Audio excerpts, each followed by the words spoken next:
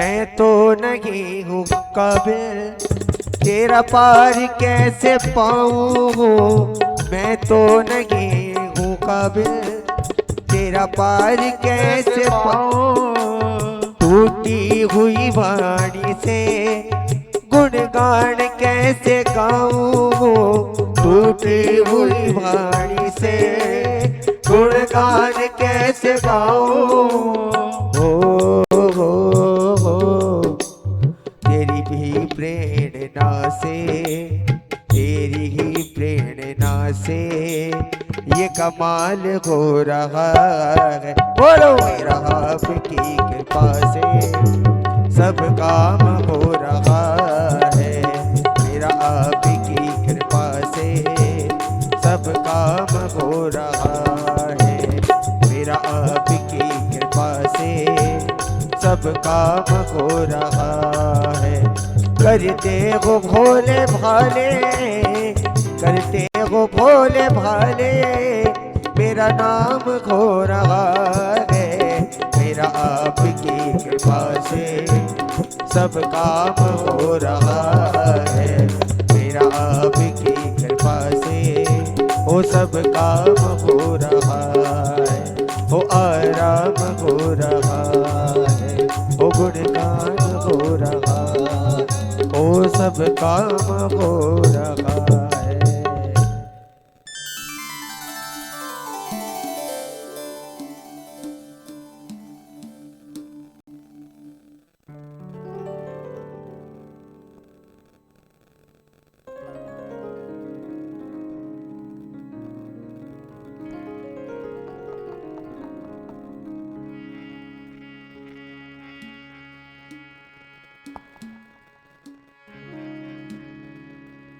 राम राम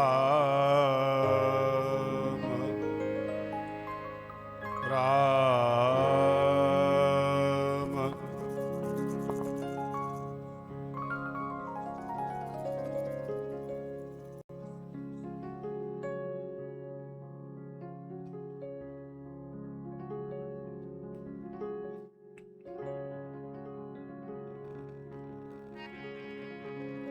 राम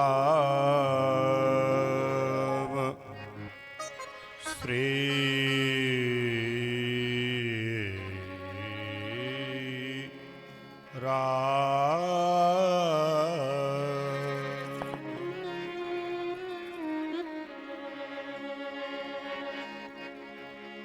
श्री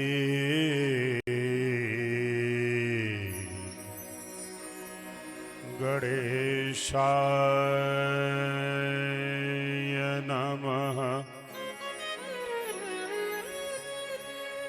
श्री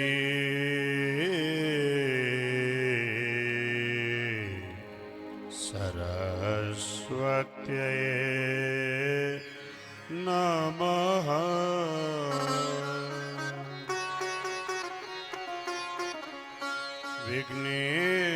विघ्नेश्वराय वरदाय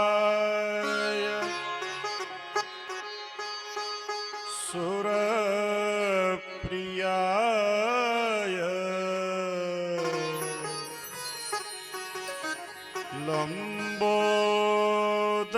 लंबोदराय सकलाय जगदिताय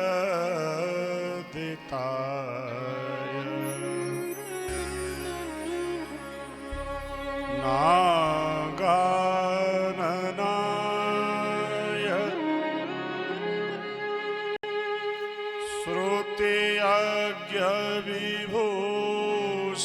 श्रुतियज्ञविभूषिताय गौरीसुताय गणनाथ नमो नमस्ते। वर्हापीडं नटवरवपु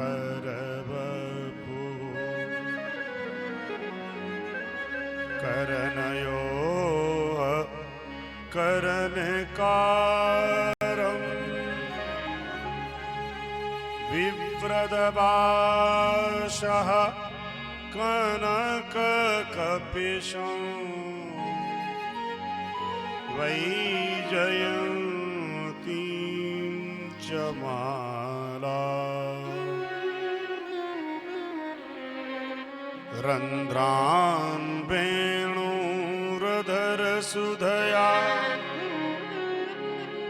पूरयन् गोपवृन्दे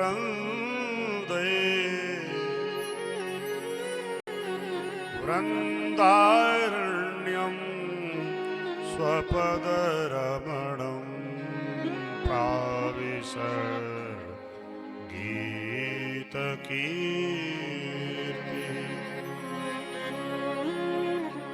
करारविन्देन पदारविन्दम् मुखारविन्दे विनवेशयन्तम्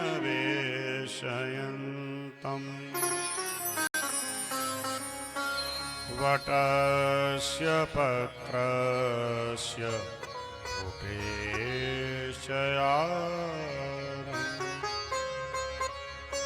बालं मुकुन्दं मनसा स्मरामि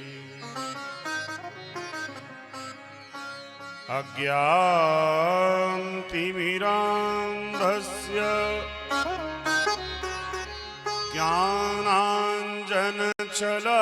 ज्ञानाञ्जनशलाकया चक्षुरुन्मीलितं येन तस्मै श्रीगुरुवे नमः।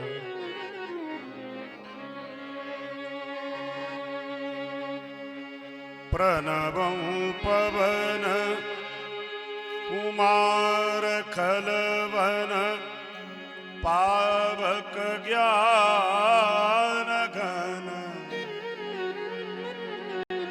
जासु हृदयागार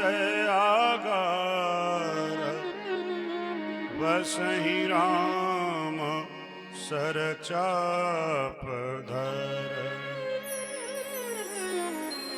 जनक सुता जग जननी जानकी अतिशय प्रिय करुणा निधान की ताके जुग पद कमल मनावहूँ जासु कृपा निर्मल मति पावहूँ। आइए हनुमंत पधारिए कथा करूं मतिसार प्रेम सहित आसन धरूं विराजो मेरे पवन कुमार। कर चरण कृतंबा कायजं कर्मजंबा श्रवण नयन जंबा मानसंबा पराधम विहतं विहतं बा सर्वमेतच्चमस् जय जय करुणादे श्री महादेव शंभो।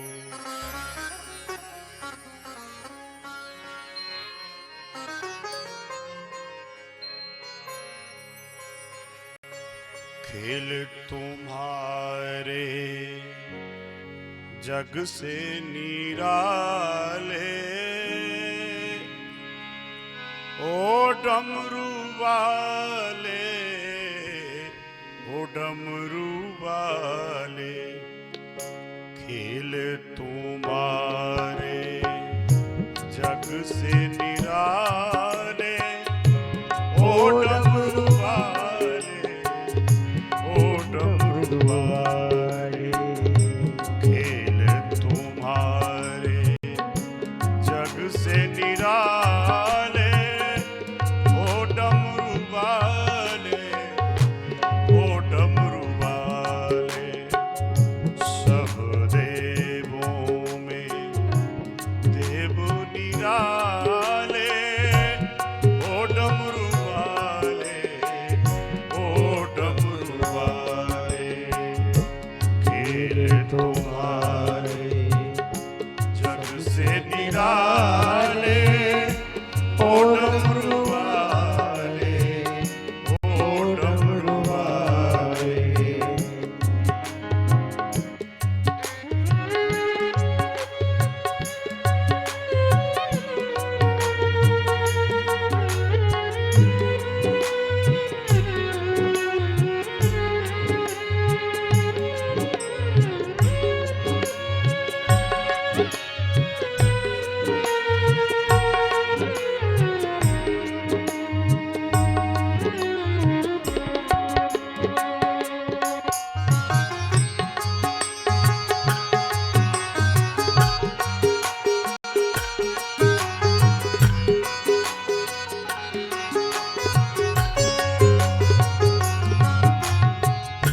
सिर गंगा मुख चंदा सोहे। सिर गंगा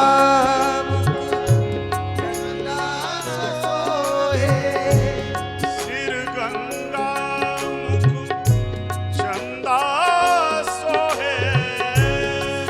गंगा मुख चंदा सोगे। गौरी गणपति मेरो मन मोहे। गौरी गणपति मेरो मन मोहे। गौरी गणपति मेरो मन मोहे। गौरी गणपति मेरो मन मोहे। पिए हलाल मगिया के प्याले। पीले गलागल मगिया के प्यारे। ओ डमरू वाले, ओ डमरू वाले, ओ डमरू वाले, ओ डमरू वाले, खेल तुम्हारे जग से निराले। ओ डमरू वाले, ओ डमरू वाले, ओ डमरू वाले, ओ डमरू वाले। जय हो।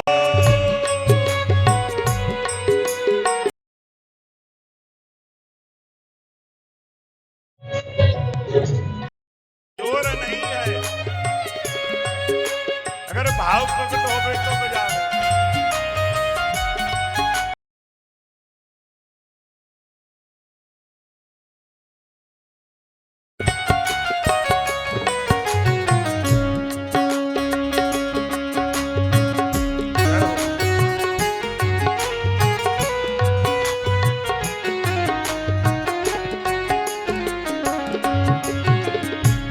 हे त्रिपुरारी त्रिनेत्रधारी। हे त्रिपुरारी आइए। त्रिनेत्रधारी। हे त्रिपुरारी त्रिनेत्रधारी। हे त्रिपुरारी त्रिनेत्रधारी। लीलाधारी भोले भंडारी। लीलाधारी भोले भंडारी। लीलाधारी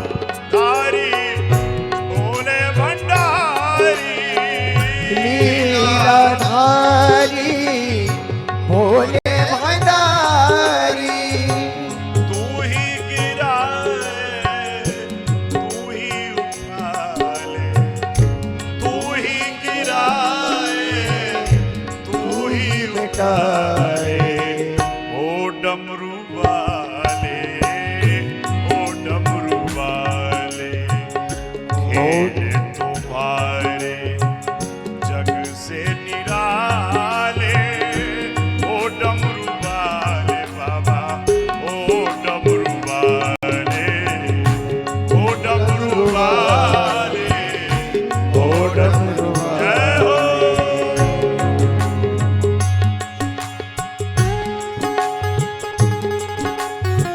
हम भोले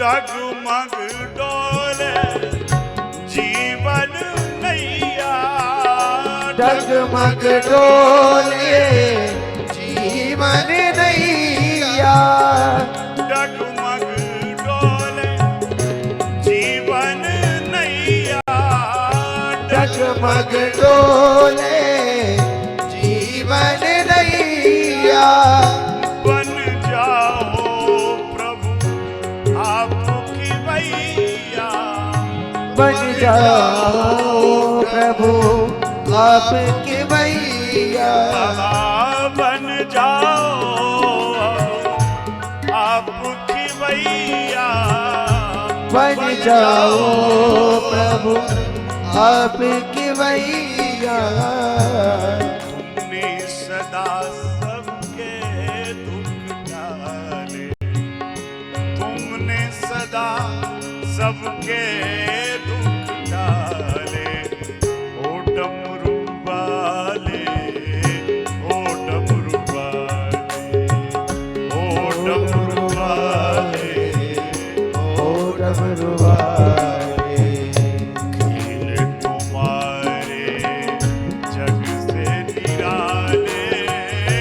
ओ डमरू वाले, ओ डमरू वाले, ओ डमरू डमरू वाले ओ डमरू वाले नमः शिवाय, नमः शिवाय, नमः शिवाय, नमः शिवाय, नमः शिवाय नमः शिवाय नमः शिवाय नमः शिवाय गंगाधराय शिव गंगाधराय, हर हर बोले नमः शिवाय।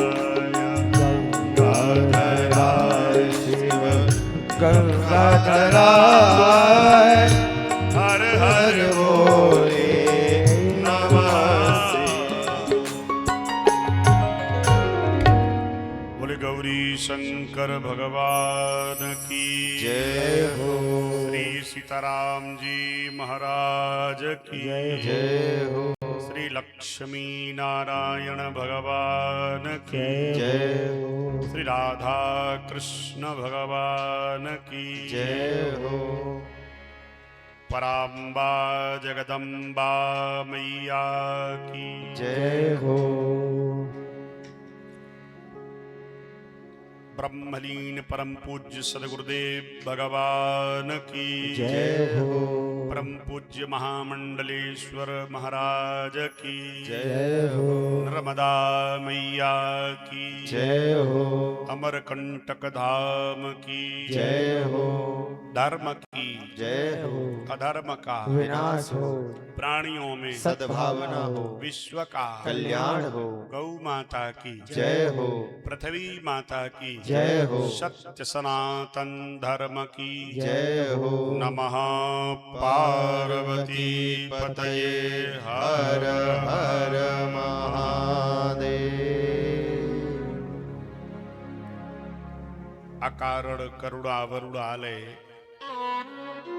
भक्तवांछः कल्पतरु वाघांबरधारी कैलाशवासी भूत भावन भगवान भोलेनाथ की मंगलमय प्रतिमूर्ति श्री शिव महापुराण, जिसमें अवगाहन करते हुए आज तृतीय दिवस है।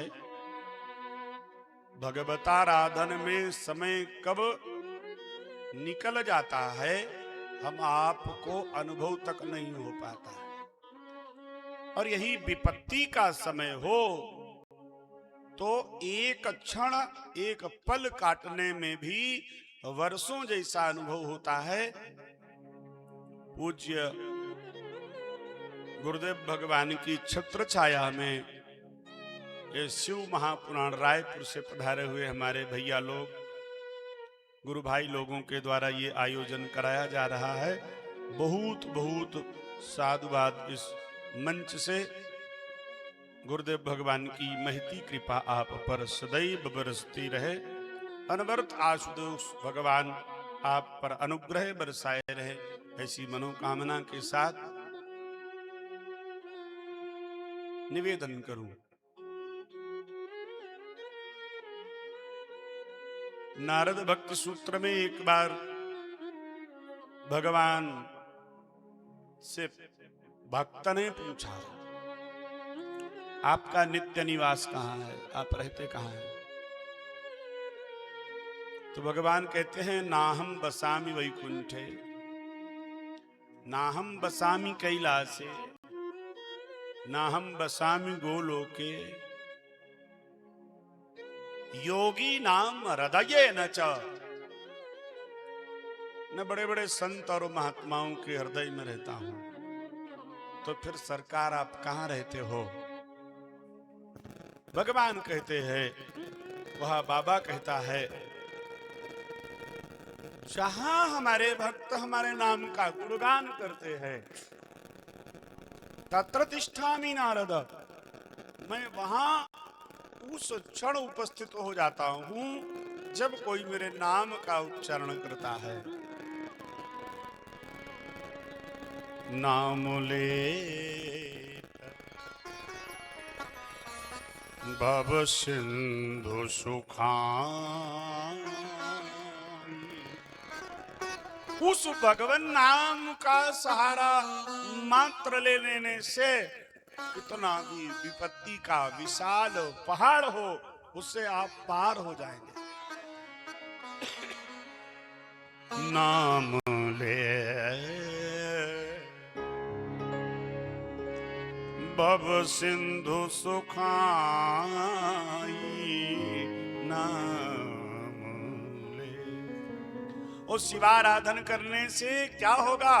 बोले जो भवाटवी में भटक रहे हैं, उन भवाटवी में भटकने वालों के लिए जो दुख का वो समुद्र बना हुआ है, या दुख का जो पहाड़ बना हुआ है, उस दुख के पहाड़ से अनायास ही मेरा बाबा पार कर देगा। स्वजन विचार, तो जो फायदे का काम है उसे हम क्यों नहीं कर लेते? स्वजन विचार करो मन माही। सही बताएं तो घाटे का सौदा लोगों को बहुत पसंद होता है। जहां घाटा ही घाटा है। जब से हमने ये व्यापार किया तब से हमारा क्षरण हो रहा है। जब से हमने संसार को पसंद कर लिया तब से इस संसार ने हमारा रूप, हमारा यौवन, हमारा धन, हमारा वैभव, ये सब छीन लिया। संसार का तात्पर्य ही है सरम सरम संसरति इति संसारा, जो धीरे धीरे करके छूटा जा रहा है। अच्छा है किसी में क्षमता जो संसार को पकड़ ले? किसी माई बाप में ये क्षमता है कि वह इस संसार को पकड़ ले। बालू को मुट्ठी में जितना ही भरना चाहोगे, बालू उतना ही मुट्ठी से बाहर जाएगा। ये साइकोलॉजिकल है। जिस वस्तु से आप दूर भागेंगे वो वस्तु आपके पास आ जाएगी, और जिस वस्तु के आप पास जा देंगे वो वस्तु आपसे दूर जाएगी।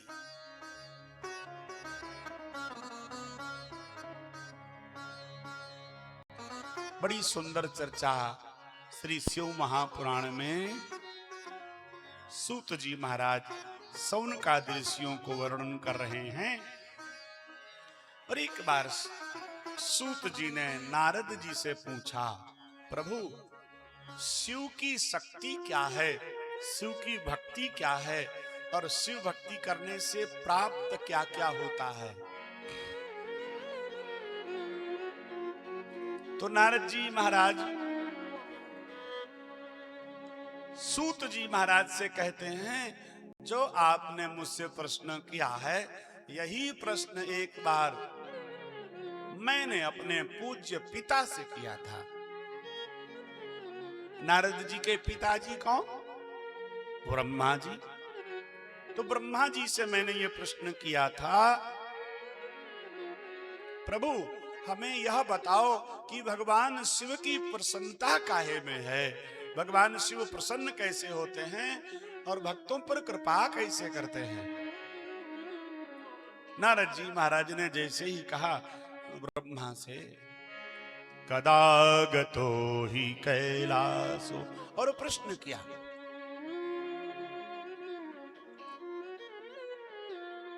भगवान कैलाश पर्वत पर कैसे प्रतिष्ठित हुए। क्या कैलाश पर्वत पर भगवान भोलेनाथ कैसे प्रतिष्ठित हुए, और क्वावा सखित्वं तस्यासी कुबेरेण महात्मना, कुबेरेण महात्मना क्वा सखित्वं तस्यासीत। कुबेर ने भगवान भोलेनाथ को अपना मित्र कैसे बनाया, उसे सखित्व कैसे प्राप्त हुआ, सखा भाव भगवान ने कैसे प्रदान किया। ये हमारी सुनने की बड़ी इच्छा है। तो ब्रह्मा जी नारद जी को कहते हैं, शृणु नारद प्रवक्ष्यामि चरितं शशिमौलिना, यथा जगाम कैलासं सखित्वं धनदस्य च। कुबेर को कुबेर पद की प्राप्ति कैसे हुई, यह कथा सुनाने के लिए मैं बहुत व्याकुल हो रहा हूं। नारद तुम ध्यान से सुनो। आसीत काम्पिल्य नगरम सोममाजि कुलोद्भवः दीक्षित यज्ञ दत्ताख्यो यज्ञ विद्या विशारदः। दादा काम्पिल्य नगर, ब्रह्मा जी कहते हैं नारद जी से, एक काम्पिल्य नगर नाम का स्थान है, और वहां सोम कुल में उत्पन्न हुए एक ब्राह्मण जिनका नाम है यज्ञदत्त। क्या नाम है? यज्ञदत्त। यज्ञदत्त ब्राह्मण को दीक्षित पद प्राप्त है अपने राजा के द्वारा, काम्पिल्य के राजा के द्वारा दीक्षित पद प्राप्त है। क्यों? क्योंकि यज्ञ विद्या विशारदः, वो यज्ञ आदि कार्यों में पीएचडी है, डॉक्टरेट,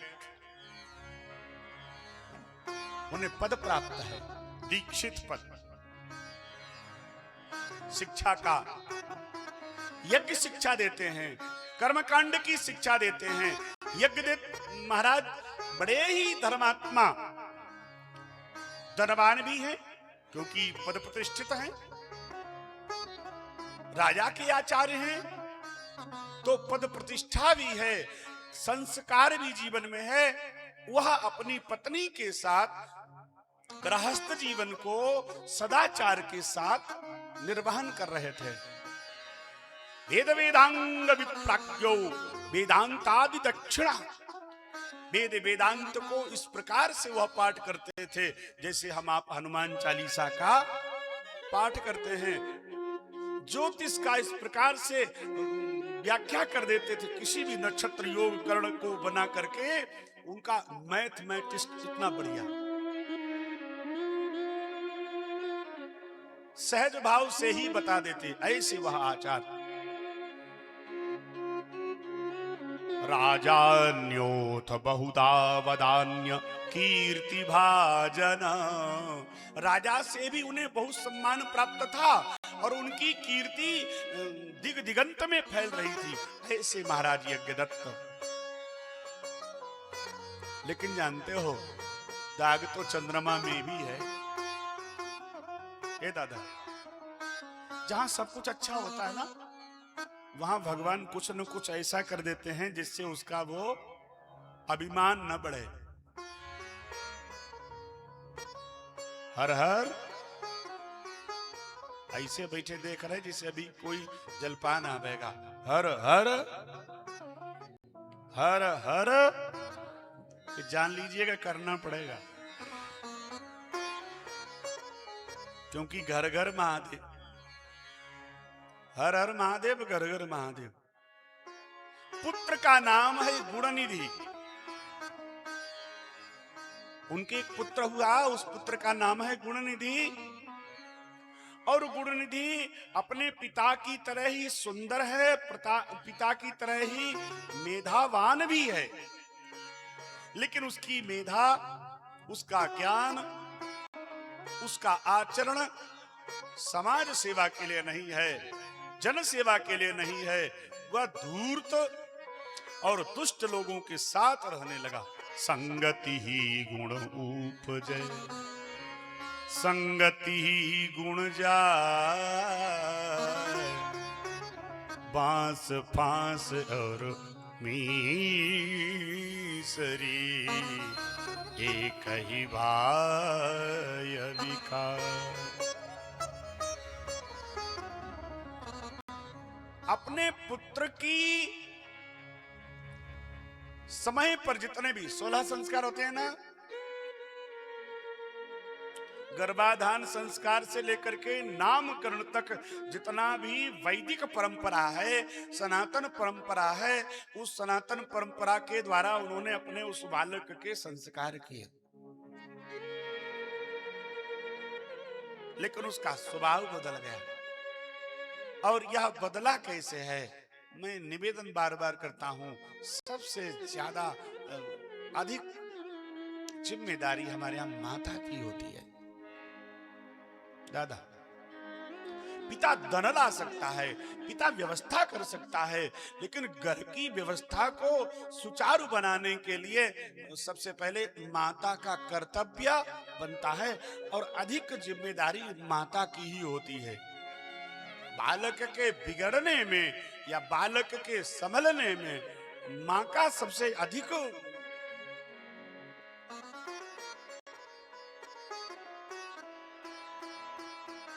कार्य होता है। अब माता ने अपने उस बालक को, जो वह अपराध कर रहा था, वह गलतियां कर रहा था, उस पर कभी भी उसने उसे टोका नहीं। करते नहीं ऐसे, कभी रोका टोका नहीं, और उससे उसकी और ज्यादा अधर्म में गति बढ़ गई। अभी कहते रहोगे बालक है, बच्चा है, बच्चा है। महाराज, प्रेम करना चाहिए, स्नेह करना चाहिए, लेकिन थोड़ा कठोरता भी होनी चाहिए। नहीं तो जिस दिन हाई स्कूल में उनके कम नंबर आएंगे और आपने उनसे कुछ कह दिया तो वो फिर क्या करेंगे ये वही जानते हैं।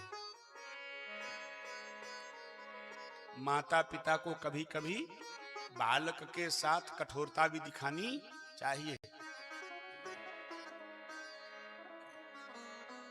लालने 5 वर्षाणि 10 वर्षाणि ताड़येत्। 5 वर्ष तक बालक का लालन पालन करना चाहिए। 5 वर्ष तक बालक को कुछ नहीं, को वहां पढ़ाना बैट मैनर्स। और उस बच्चे को क्या बता रहे हो बैट मैनर्स? गलत बात। वो छोटे बच्चे को बता रहे, और जैसे ही उसका शिक्षा का 5 वर्ष का जब बालक होता है ना, तब उसको हमारे यहाँ पढ़ने के लिए बिठाला जाता है। और जब वो बालक 5 वर्ष का हो गया तो फिर उस पर थोड़ा सा आपको कठोरता दिखानी प्रारंभ करनी चाहिए। 10 वर्षाणी ताड़ित, माने 5 से 5 वर्ष तक उस पर छड़ी चलानी चाहिए। बोलो शंकर भगवान की। 10 वर्षाणी ताड़ित। अब 10 वर्ष 5 के बाद फिर 10 वर्ष और जोड़ दो तो कितना हो गया? 15 का हो गया कि नहीं? 10 वर्षाणी ताड़ित, 15 वर्ष का हो गया। और जैसे ही 16 का हो जाए तो 16 वर्ष का होने पर पुत्र मित्र समाचरित। 10 वर्ष में उसे माता का और पिता का भय पता होना चाहिए। और अगर आपने ऐसा नहीं किया तो आप माता पिता नहीं बन पाए। बच्चा है कहते रहे, और बच्चा कहते कहते उसे आपने अपराधी बना दिया, वो आतंकवादी बन गया। आप बच्चा कहते रहे।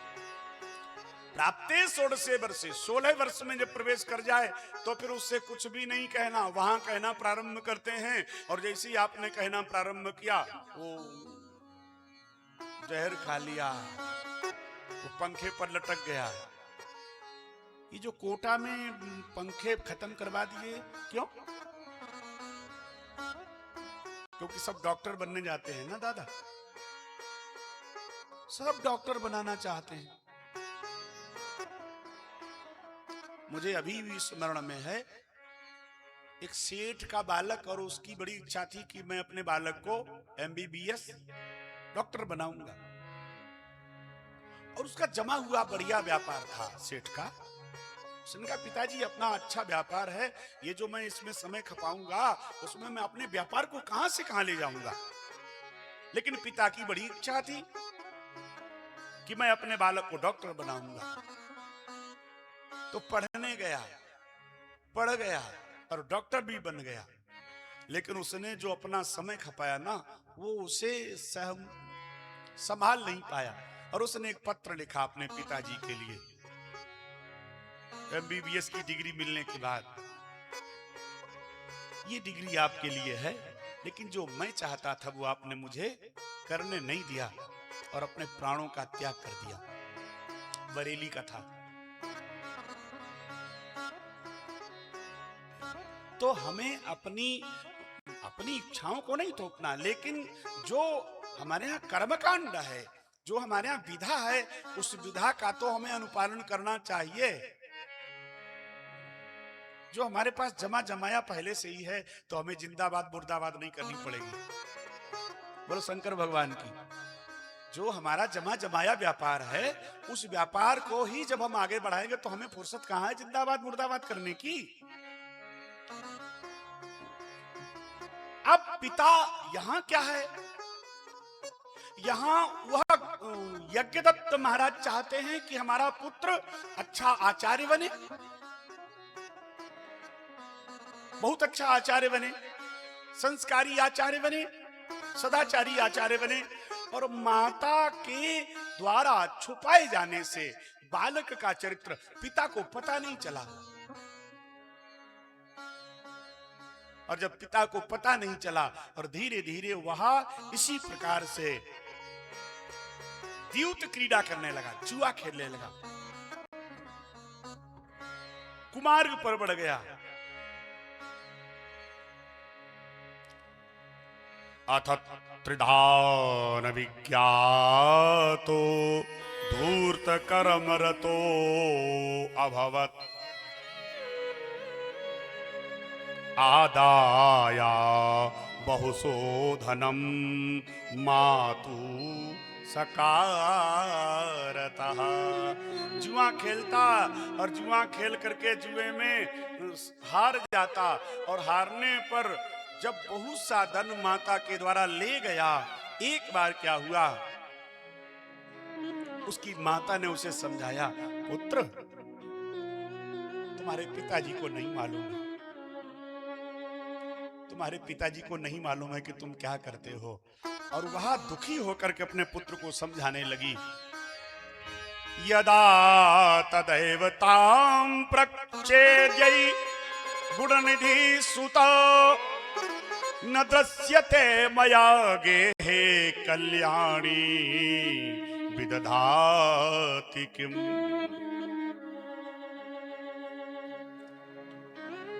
ब्राह्मण यज्ञदत्त जब जी पूछते कि हमारा पुत्र कहाँ है तो कह देती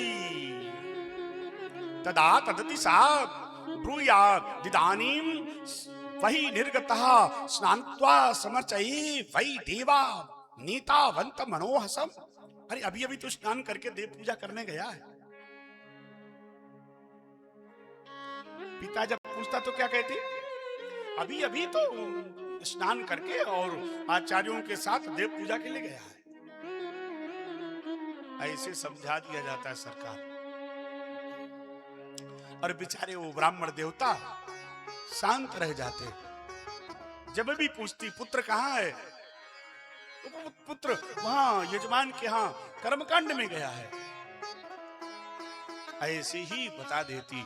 और वो यज्ञदत्त महाराज को कोई भी उसके द्वारा किया हुआ कर्म जनाती नहीं।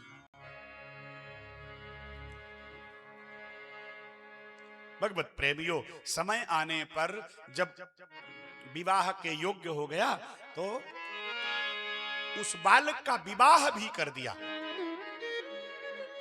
माता ने सोचा विवाह हो जाएगा तो विवाह होने पर अपने आप जिम्मेदारी सामने आ जाएगी, बहुत कार्य आ जाएंगे तो समझ जाएगा।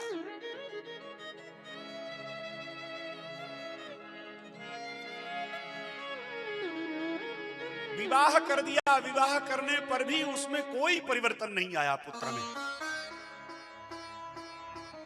भाव यथावत जैसे पहले चलता था, जैसे पहले मार्ग पर जा रहा था, वैसे ही कुमार्ग पर आज भी चल रहा है।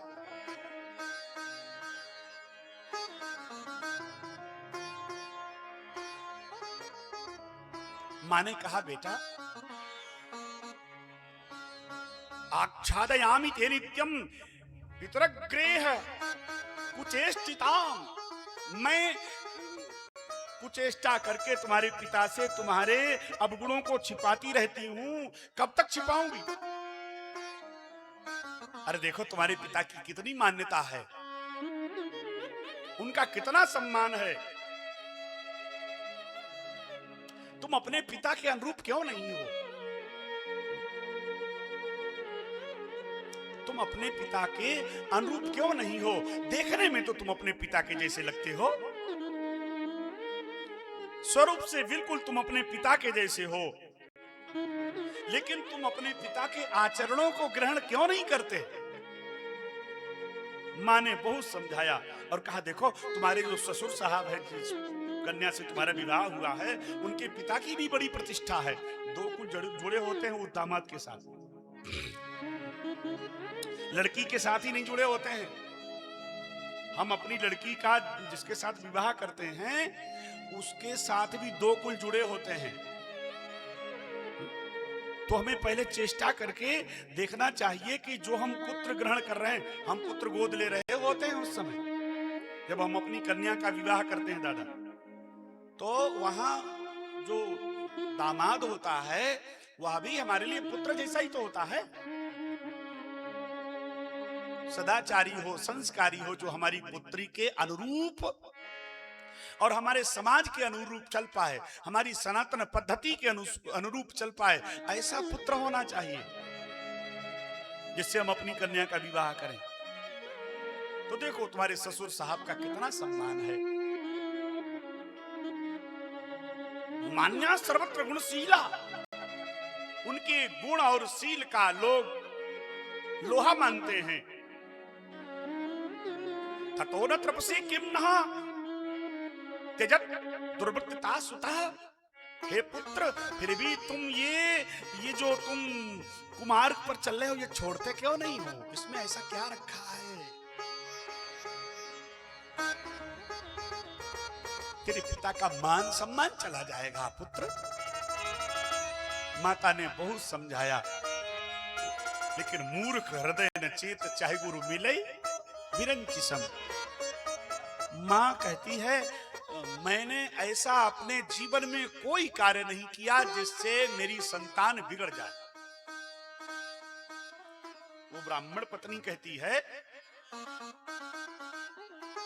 जितने भी हमारे यहाँ व्रत त्योहार होते हैं उनमें मैंने पूजन किया है, जो भी हमारे यहाँ व्रत आते हैं उन पर मैंने उपवास किया है और शिव की खूब आराधना करी है।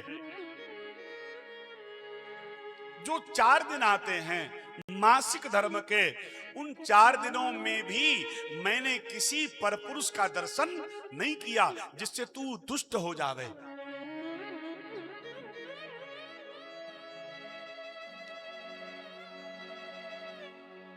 तो फिर तू दुष्ट आ कहां से गया? ये भी होता है ऋतुकाल में अगर किसी दुष्ट पुरुष की छाया भी पड़ जाए तो भी संतान पर प्रभाव पड़ता है। बोलो शंकर भगवान की यह नियम है। इसीलिए उस समय में माताओं को एकांत का सेवन करना चाहिए, ऐसा हमारे यहां शिव पुराण में वर्णन है। अहो बलियांश विधि ने, हे विधाता तुमने मुझे ऐसा पुत्र क्यों दिया है? समझाने पर भी तू नहीं मानता हमारी बात। घर का धन चुरा चुरा करके ले जा रहा है, किसी न किसी दिन तो पकड़े जाओगे और जिस दिन पकड़े जाओगे उस दिन तुम्हारे पिता तुम्हें बहुत पिटाई करेंगे, बहुत मारेंगे, जानते हो? और वही हुआ। यज्ञदत्त को एक दिन पता चल गया, क्योंकि यज्ञदत्त जिस मुद्रिका को राजा ने दिया था, वो पिंगल देश के राजा ने उन्हें मुद्रिका दी थी, वह मुद्रिका किसी जुआरी के हाथ में उन्होंने देख ली और उससे कहा है दुष्ट तेरे पास ये मुद्रिका कहां से आई? ये तो महाराज ने हमको प्रदान करी थी, ये तो मुद्रिका हमारी है, इसे पहन करके मैं अनुष्ठान करता हूं, इस मुद्रिका को पहन करके मैं व्रत करता हूं, इसे मैं अपनी अनामिका में धारण करता हूं। पूजा करते समय पवित्री के स्थान पर मुद्रिका, स्वर्ण मुद्रिका या रजत मुद्रिका होनी चाहिए, और नहीं है तो कुशादी को लेते हैं, पवित्री धारण करते हैं। तो ब्राह्मण देवता ने कहा ये मुद्रिका तेरे पास कहां से आई? वो जुआरी बोला तुम्हें शायद पता नहीं है कि तुम्हारा पुत्र कैसा है। लब्धा मुद्रा त्वयि पुत्रेणैव समर्पिता। कल वो मुझसे जुए में हार के गया है, कल वो मुझसे जुए में हार के गया है ये मुद्रिका। और यही नहीं, तुम्हारे यहां से वो रेशमी जो शॉल प्रदान करी थी महाराज ने, वो भी वहां सामने वाले के यहां रखी है। नित्य तेरे पुत्र को हे ब्राह्मण देव यहां नग्न करके जुआरी घुमाते हैं, जब वो पैसे लेता है और दे नहीं पाता है तो। इससे पहले भी बहुत सी वस्तुएं मैंने उससे जीती हैं। तुम अपने पुत्र को जानते नहीं हो, आज तक पिता को नहीं पता था। माताओं, जो भी बात हो, घर में सबसे पहले पुत्र का आचरण कैसा बन रहा है, पुत्री का आचरण कैसा बन रहा है, ये पिता को मालूम होना उसका अधिकार नहीं बनता क्या? बेटी के मन में क्या है, बेटे के मन में क्या है, ये पिता को भी तो मालूम होना चाहिए। और इसीलिए घर बिगड़ जाते हैं, जहां बताते नहीं, बाद में फिर ऐसी स्थिति बनती है कि वो पिता भी इस लायक नहीं रह जाता कि कुछ कर पाए, तो खून का घूंट पीना पड़ता है हमारा।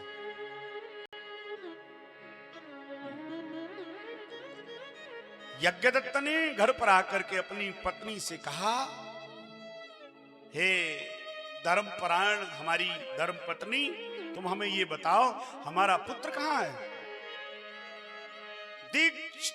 दीक्षितायनी कुत्रास्ति धूर्तो गुणनिधि सुतः।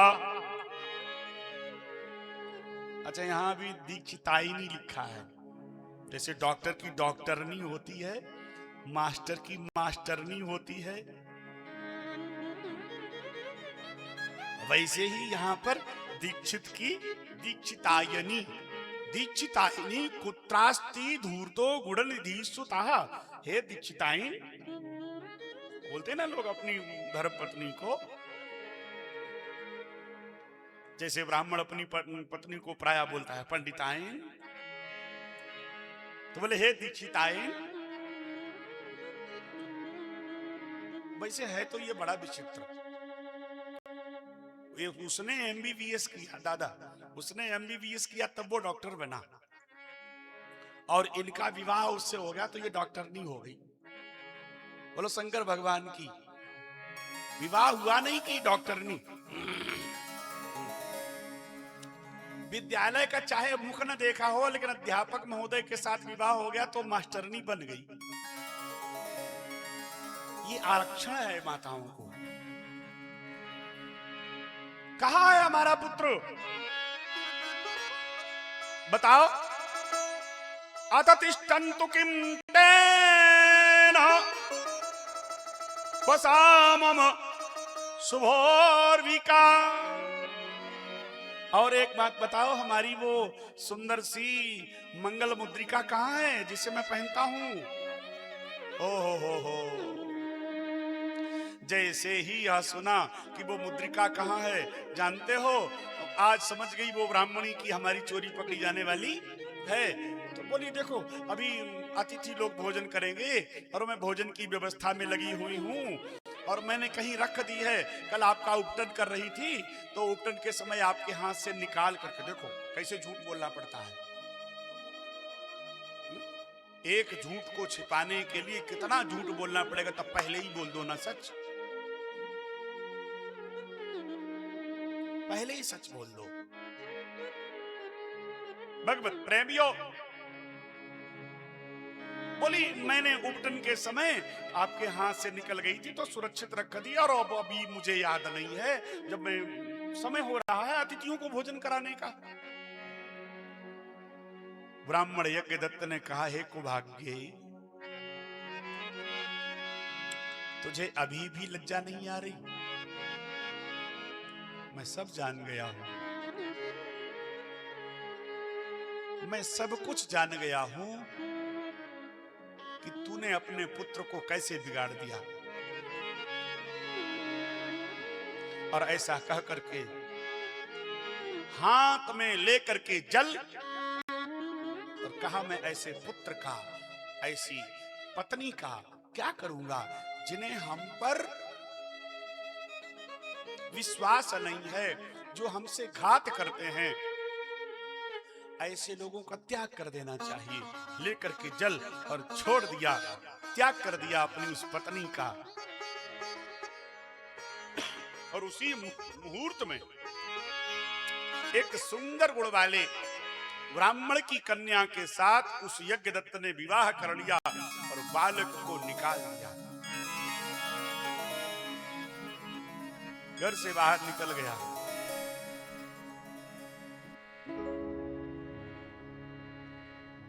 घर से जब निकाल दिया जाता है ना, कहने के लिए तो कोई भी कह देता कि मैं निकल जाऊंगा, लेकिन बाहर जब जाओगे तब पता लगेगा कि कैसे जीना होता है। घर में जो सुख सुविधाएं आपको उपलब्ध हैं वो बाहर प्राप्त होने वाली नहीं है, और कोई भी आपका हरास करके चला जाएगा। वहां माता पिता नहीं होंगे जो तुम्हारी हर प्रकार से रक्षा सुरक्षा करना चाहते हैं। ब्रह्मा जी कहते हैं, नारद गुणनिधि सोचने लगा, देखो हमारा भाग्य और देखो हमारे कर्म, कितने उच्च कुल में मैं पैदा हुआ, एक सम्मानित ब्राह्मण का पुत्र बना, और फिर भी मैंने अपना जीवन ऐसे व्यर्थ में बिता दिया। धिक्कार है मुझे। याजकस्य कुले जन्म कथम में व्यसनम महत। पूजा पाठ करने वाले ब्राह्मण के यहाँ जन्म लेने के बाद भी मैंने कभी गायत्री नहीं जपा। अरे सनातन पद्धति को धारण करने के बाद मस्तक पर तिलक नहीं आया, शिखा सूत्र नहीं आया, तो काहे के तुम सनातनी हो?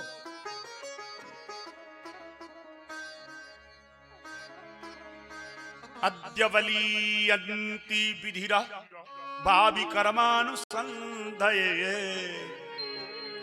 हे ब्रह्मा, हमारे जीवन में ये क्यों हुआ? अच्छा, ठोकर लगती तभी समझ में आता है कि मैंने किया क्या है। जब तक जीवन में ठोकर न लगे तब तक व्यक्ति फिर मानता नहीं, मुड़ के पीछे देखता नहीं।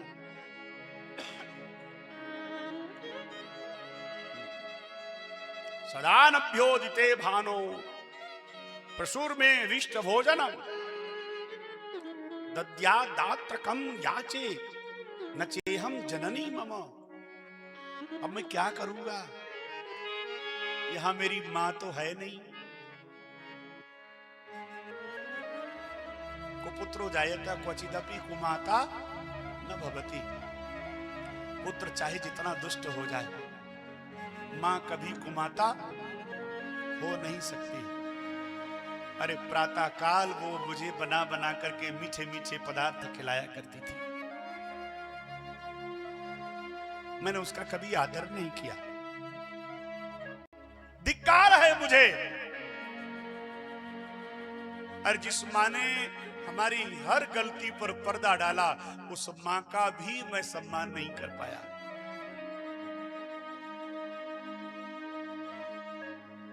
उस मां का ऋण कैसे चुकाऊंगा? लोग कहते हैं ना कि तुमने किया ही क्या। हे महाराज, मां ने जो किया है वो कभी आप कर नहीं सकते। ऐसा संसार में कोई भी पेय, लेय, चाव्य, चोष्य पदार्थ नहीं है जो मां के दूध जैसा हो। ऐसा कोई व्यंजन नहीं है जो उससे ज्यादा पौष्टिक हो। वो अपने दुग्ध को पिला करके अपने पुत्र को चाहती है बहुत श्रेष्ठ बने, और वही पुत्र जब उससे कहता है कि तुमने किए क्या, अरे और तो कहें क्या, वो पुत्र मां कहना तो चाहता नहीं। वृद्ध हो जाए मां तो उस मां से मां नहीं कहते, पिताजी से पिताजी नहीं कहते। बुढ़ा बुढ़िया बोलते हैं लोग, मैंने सुना अपने कानों से। ये विडंबना है। मातृदेवो भव, पितृदेवो भव।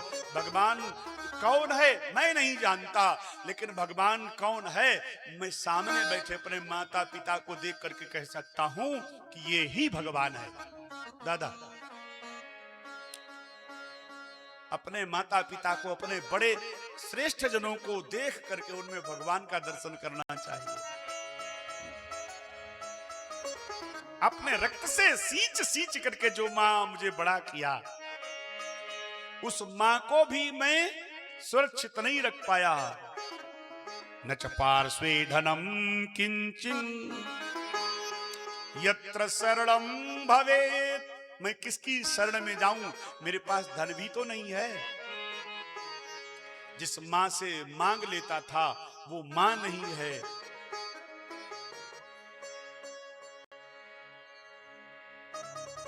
ऐसा सोच सोच करके इति संचित्य,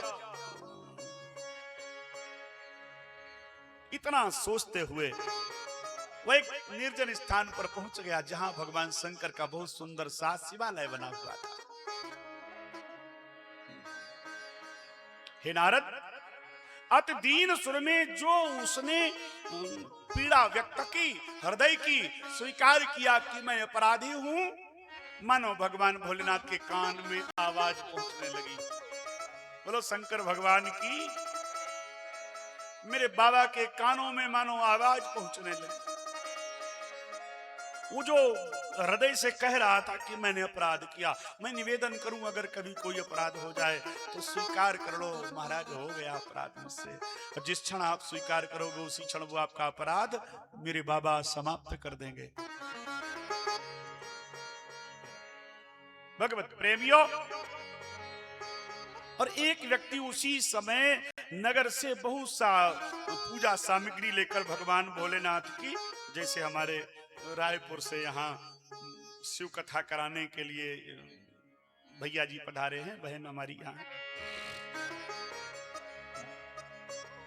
ऐसे ही उस शिवालय में अपनी मनोकामना सिद्ध होने पर एक भक्त पूजा करने के लिए आया अपने परिवार के साथ। मुझे बड़ी प्रसन्नता है, कल चर्चा भी कर रही थी, बोले महाराज जी आपने ही तो कहा था कि प्रेम से कार्ड बांटो, और खूब बाबा की कृपा से आप परिवार के साथ, मैं निवेदन करूं जितने भी माताएं बहनें दादा लोग बैठे हैं, खूब उनकी कृपा जब होती है तब मन बनता है कहीं तीर्थ सेवन करने का, तब मन बनता है कहीं जाने का। और इसमें कोई संदेह नहीं है कि आपके परिवार पर आपका प्रेम है और आपके ऊपर आपके परिवार का प्रेम है, नहीं तो कौन समय निकालता है। हर हर हर हर समय निकाल करके जो इस कथा में पधारे हैं, अवश्य ही उन सभी को भगवान शिव की कृपा, मां नर्मदा मैया की कृपा प्राप्त होने वाली है। पूज्य गुरुदेव भगवान की कृपा छाया उन पर होने वाली ही है। रात्रि पूजन किया और वह भूखा प्यासा, दादा कुछ खाया नहीं है, गुरुनिधि ने भूखा प्यासा है, देख रहा है शिव पूजन हो रहा है। मैं निवेदन करूं, यहाँ जो शिवार्चन हो रहा है उस शिवार्चन का दर्शन किया करो। इस कथा से आपको समझ में आना चाहिए कि शिव की पूजा का दर्शन करने का फल क्या है। शिव पूजन हो रहा है और वह गुरुनिधि अपनी आंखों से बैठा बैठा वो शिव पूजा देख रहा है। मुझे तो ऐसा लगता है जिस समय शिवार्चन चलता है पूज्य महाराज श्री में भगवान शंकर का ही तेज विराजमान हो जाता है। भगवत प्रेमियों, रात्रि में अर्चना करी, वंदना करी और भगवान का भोग वहां पर विराजमान कर दिया। भोग रखा हुआ, प्रसाद रखा हुआ है भगवान का। शिव के चारों तरफ जो शिव पिंडी बनी हुई है उस पिंडी के चारों तरफ वो प्रसाद रखा हुआ है। पिंडी के ऊपर नहीं रखा है, कहां रखा है? उस पिंडी के चारों तरफ प्रसाद भोग लगा है,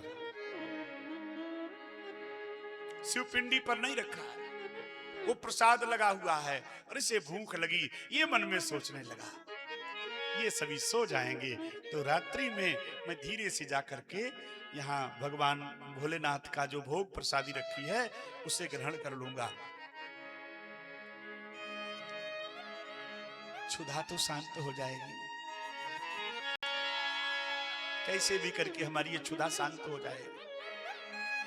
गुरुनिधि यह विचार कर रहा था और देखते देखते जैसे ही अंधेरा हुआ, अंधेरे के समय जो शिवालय में दीपक जल रहा था उसकी ज्योति कम हो गई है। शिवालय में प्रवेश किया, वो नैवेद्य दिख नहीं रहे, भोजन प्रसादी दिख नहीं रही है, बहुत कम हो गया है दीपक का लौ। तो इसने अपना जो वस्त्र पहने हुए था, दादा जो वस्त्र पहने हुआ था उस वस्त्र को फाड़ करके इसने बत्ती बनाई। और कल और परसों बहन जब ले जाकर के वहां पर दीपदान कर रही थी तो मुझे ऐसा ही प्रतीत हो रहा था कि एक दीपक का तो इतना, एक बत्ती बना करके लगाने का तो इतना फल होता है, ये 1 लाख और इतने इतने दीपक लगाने पर कितना, बत्ती लगाने पर कितना फल होगा। नर्मदा मैया पर आप दीपदान करने जाते हैं पूज्य महाराज श्री के साथ, तो दीपदान कैसे, वो जो घी था वो कम हो गया था और उसकी बत्ती सूख गई थी, लेकर के अपने वस्त्र से बत्ती बनाई और बत्ती बना करके उसमें डाल दी, रखा हुआ घी बढ़ा दिया। जानते हो, उससे भगवान भोलेनाथ के उस शिवालय में प्रकाश हो गया। और सबसे बड़ा ये दान होता है।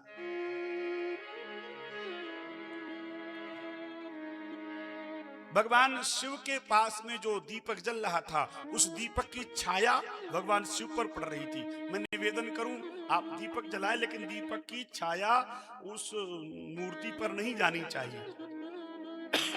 ऐसा विधान है, नहीं तो दोष लगता है। शिव के ऊपर जो दीपक की छाया जा रही थी, उस दीपक की छाया को हटा करके दीपक को दूसरी तरफ रख दिया और प्रसाद लेकर, नैवेद्य लेकर के जब जैसे ही निकला, एक भक्त के इसका पैर लग गया और वो भक्त जाग गया। चोर चोर चोर चोर ऐसा कह करके सभी जाग गए। और रात्रि के समय अंधेरे में इसको इतना पिटाई किया, इतना पिटाई किया कि ये अर्ध मरण सन्न अवस्था में पहुंच गया। देखते देखते इसके प्राण निकल गए। बोलो शंकर भगवान की। प्राण निकल गए।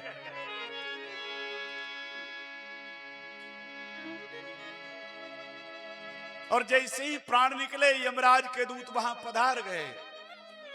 यमराज के दूतों ने भगवत प्रेमियों इसे बांधना चाहा, बांध कर ले जाना चाहा। जानते हो, उसी समय वहां पर भगवान भोलेनाथ के पार्षद, भगवान भोलेनाथ के गण, जिनके गले में छोटी छोटी सी घंटियां बंधी हुई हैं,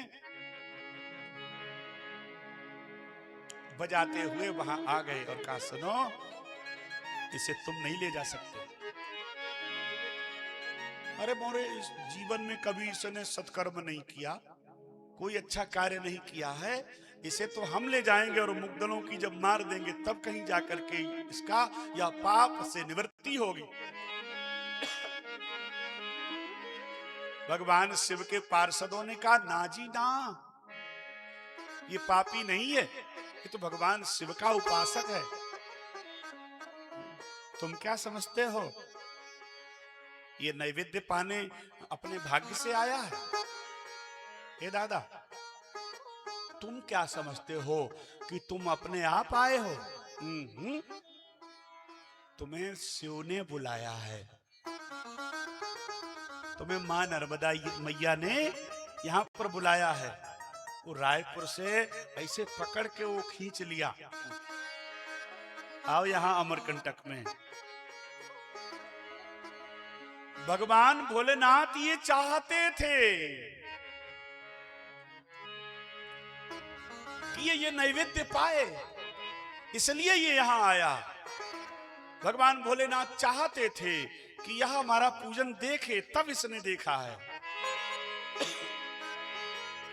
आंख जो श्रीनाथ का दर्शन किया करे, है शीश जो प्रभु चरण में वंदन किया करे।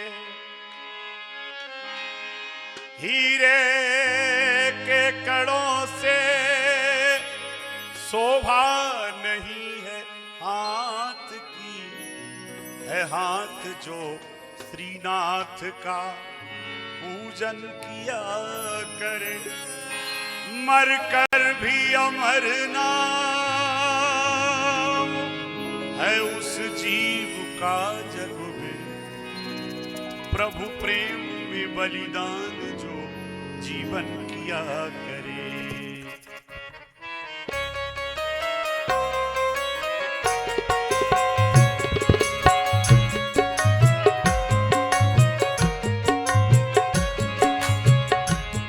ऐसी लागी लगन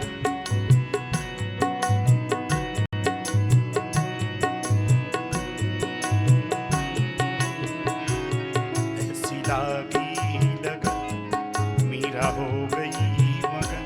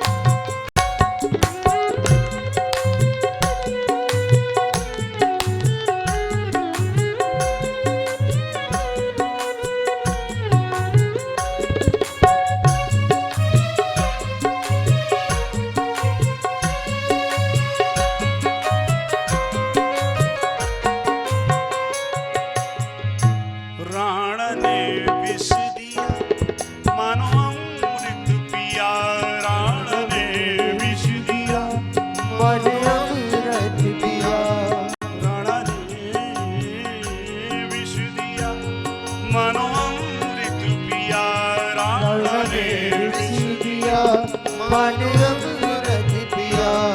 मीरा सरिता में सागर समाने लगी, ऐसी लागी लगन मीरा हो गई मगन। ऐसी लागी लगन मीरा हो गई मगन। वो तो गली गली हरि गुण गाने लगी, ऐसी लागी लगन मीरा हो गई मगन। जय हो।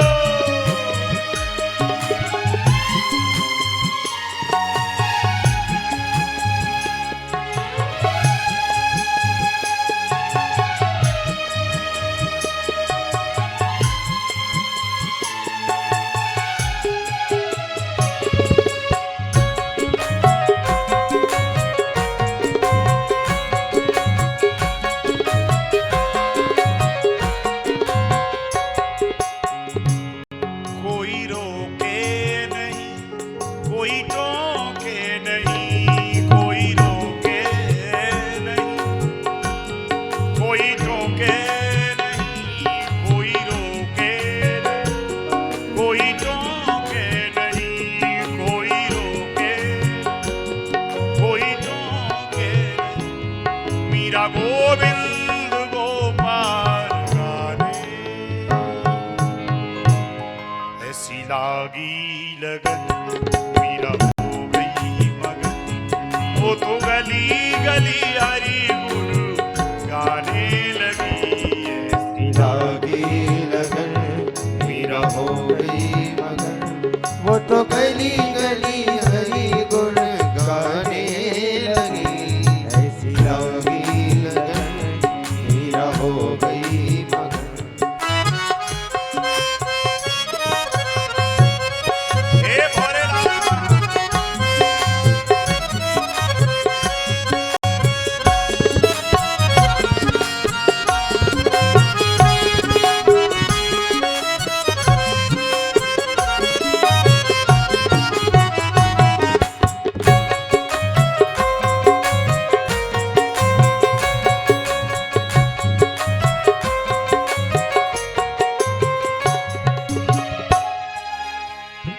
बैठी संतों के संग रंगी मोहन के रंग, बैठी संतों के संग रंगी मोहन,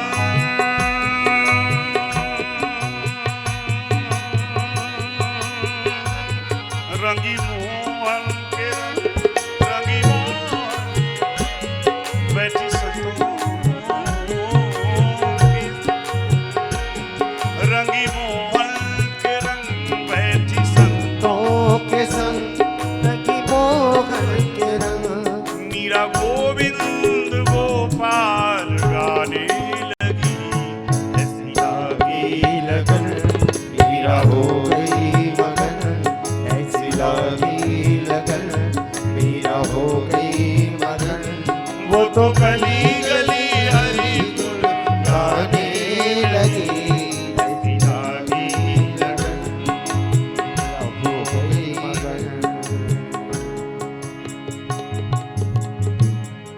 रसना हरि नाम सुधा न पिए,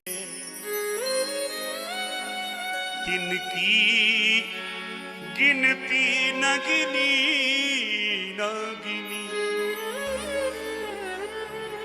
जिनकी न बनी यदुनंदन सो, तिनकी कबहू न बनी न बनी। बोल शंकर भगवान की, विश्वेश्वर भगवान की। यमराज के दूत कहते ये नहीं जाएगा, ये तो भगवत भक्त है और इसका एक प्रमाण नहीं है। मुंचतैनं दुजत्याभ्या गणः परम धार्मिका। अरे बोले अगर ये दुष्ट होता तो ये शिवालय में होता कैसे, और ये शिवालय में है तो अब ये दुष्ट है कैसे। सन्मुख हो जीव मोहि जब ही जन्म कोटि अघ नासे तब ही सन्मुख होई जीव मोहि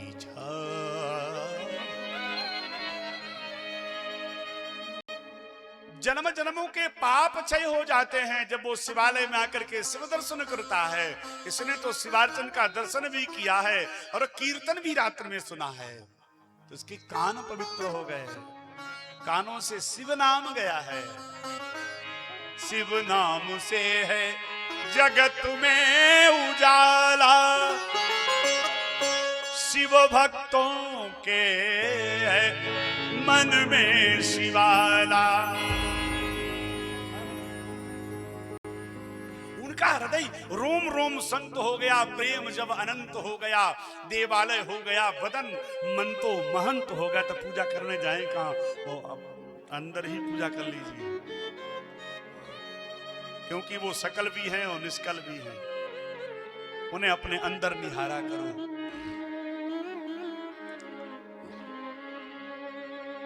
यमराज के दूत बोले कुलचारम प्रतीयैश्च पित्रोर्वाक्य परांमुखा। यमराज के दूतों ने कहा इसने कभी भी अपने पिता की बात नहीं मानी, सबसे बड़ा अपराध होता है साहब, क्षमा करना। पिताजी कह रहे हैं एक गिलास जल दे देना, आते हैं और कह के चले गए। शाम को लौट के आए पिताजी के पास, बेचारे प्यासे बैठे हैं। इन्हीं लोगों ने वृद्धाश्रम खुलवा दिया दादा, ऐसे लोगों ने ही वृद्धाश्रम बनवा दिए। नहीं तो माता पिता से अगर आदर रहे सरकार, कभी जीवन में ये स्थिति न बने। ये भारत की सभ्यता नहीं है। लोग कहते हैं, बहुत प्रेम से कहते हैं मैंने वृद्धाश्रम खोला है। वृद्धाश्रम खोलना क्यों पड़ा है?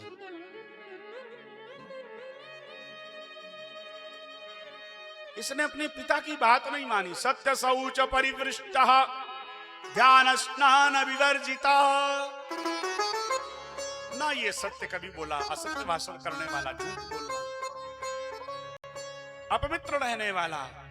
संध्या के बिना मैं निवेदन करूं, चाहे वो कोई भी वर्ग का व्यक्ति हो, संध्या के बिना उसे किसी भी दान पुण्य का फल प्राप्त तब तक नहीं होता जब तक वह द्विजाति अगर है तो, त्रिसूत्री धारण करता है तो, यज्ञ भी धारण करता है तो वह संध्या नहीं करेगा तो उसे उस पूजा का फल प्राप्त तब तक नहीं। ब्राह्मण अगर संध्या नहीं करेगा, अनुष्ठान कराता है तो और उस अनुष्ठान का यजमान के लिए फल नहीं। लेकिन ये कहो कि संध्या का कोई फल है तो संध्या का फल नहीं है। ये जैसे आप नित्य शौचाचार करते हैं उसी में संध्या आती है। बोलो गायत्री माता की। ब्राह्मण को नित्य, ब्राह्मण क्षत्रिय वैश्य तीनों को ही नित्य संध्या करनी चाहिए। और संध्या करने के बाद जब गायत्री जपते हो तो उस गायत्री जपने का फल आपको प्राप्त होगा, ना कि संध्या करने का। फिर जब आप अनुष्ठान करेंगे तो उस अनुष्ठान का फल प्राप्त होगा। और मैं निवेदन कर दूं, इसीलिए उन आचार्यों को और उन यजमानों को जो फल मिलना चाहिए अपव्यय होने के बाद भी, अधिक धन खर्च करने के बाद भी वह उन्हें फल प्राप्त नहीं होता। क्योंकि सबसे पहला फल है, सबसे पहला कर्म है संध्या, शौचाचार, पवित्रता। पवित्रता जीवन में नहीं है, स्वच्छता जीवन में नहीं है, गायत्री नहीं जपते हो तो फिर आप पात्र कैसे बन पाओगे? भगवान के पात्र तो तभी बनोगे।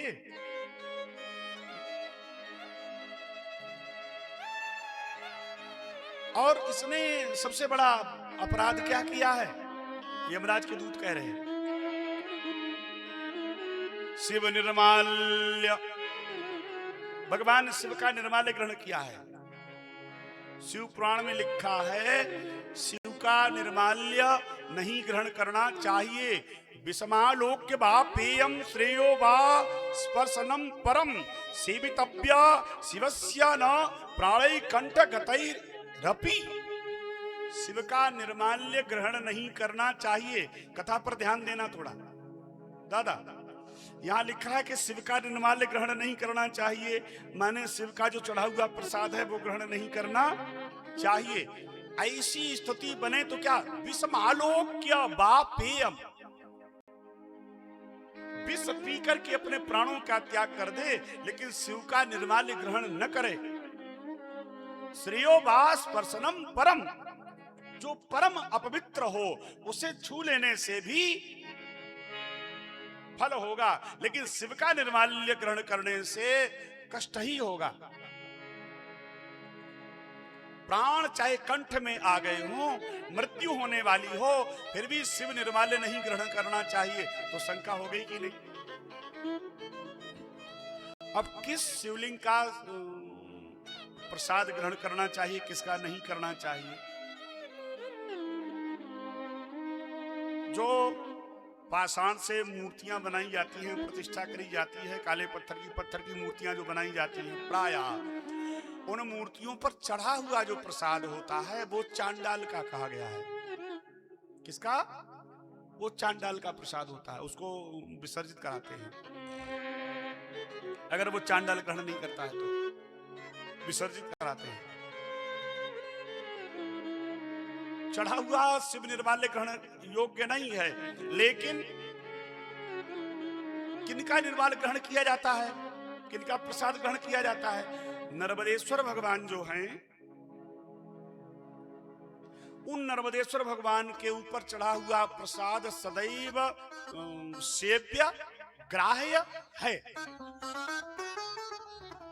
ना।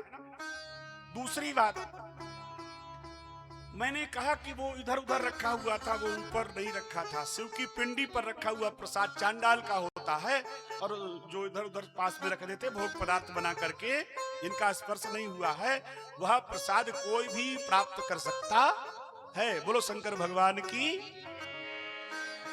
तीसरी बात, कौन ग्रहण कर सकता है? जो शिव का हो गया है वो सबका हो गया है। ए दादा, उसके लिए ऐसा कुछ बचा ही नहीं है जो रह गया हो। पुत्र को पिता की हर वस्तु ग्रहण करने का अधिकार होता है।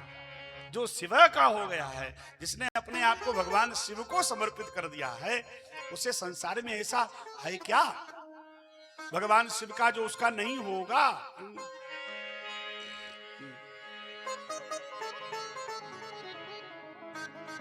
ये शिव निर्माल्य लेने से इसका तो कल्याण हुआ है। भगवान शिव ने ही इसे शिव निर्माल्य प्रदान किया है। शिवगण बोले सुनो, ये जो तुम व्यर्थ का बुद्धि लगा रहे हो, किंकरा शिव धर्माए सूक्ष्मस्ते तु भवांद्र से, ये तुम बड़ी बड़ी स्थूल चीजों को देखने वाले हो, सूक्ष्म चीजों को कैसे समझ पाओगे? प्रीति की रीति रंगीलोई जाने, ये हर किसी के बस का नहीं है। प्रेम गलियति साकरी जामे द्वैना समय, और जहां तक द्वैत है वहां तक संसार है, और जहां द्वैत खत्म हो गया अद्वैत ही तो शिव है। बोलो शंकर भगवान की। अद्वैत है जहां वो है ही नहीं, मैं वो एक ही तो है। मेरी और भोले की बातें या मैं जानूं या वो, उनके हृदय की मैं जानूं और मेरे हृदय की वो जाने। मेरे और भोले की बातें या मैं जानूं या वो जाने। जिससे प्रेम होता ना तो वो इशारा करे तो समझ में आ जाता कि क्या चाहता। सी पिय ही की जानन निहारी मन मुदरी मन मुदित उतारी। तो वो बहुओं बाकी और वहां समझ गए कि क्या चाहते हैं। तो तुम क्या जानो उनके सूक्ष्म प्रेम को। स्थूल लक्ष्य कथम लक्ष्य लक्ष्या ये सूक्ष्म दृष्टि भी।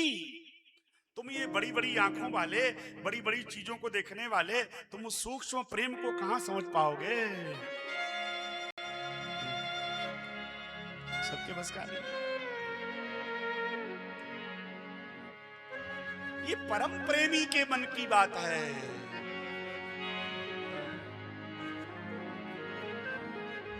ना मैं जानू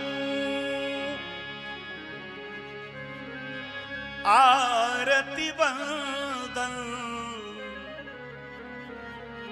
ना पूजा की रीत, मैं अनजानी।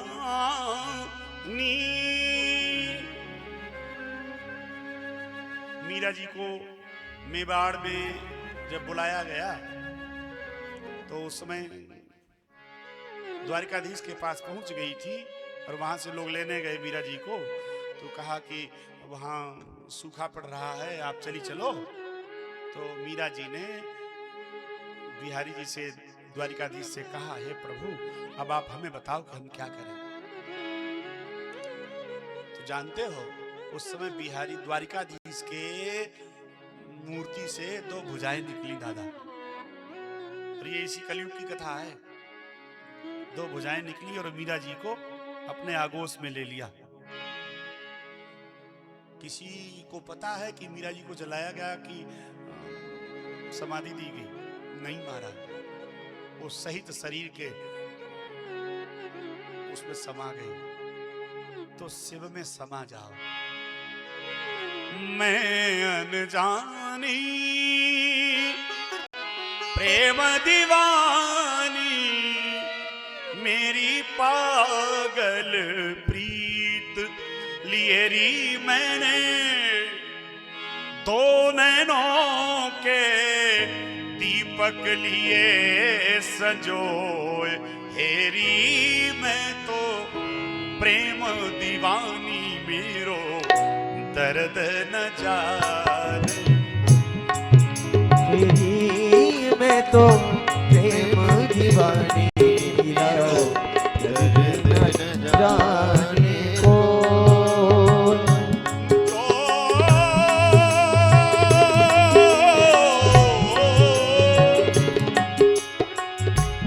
मैं सो जानती प्रीति करे दुख हो, जगत ढिढोरा पीठ पे प्रीति न करियो तेरी। मैं तो प्रेम दीवानी मेरो दर्द न जाने। मैं तो प्रेम दीवानी मेरो दर्द न जाने को।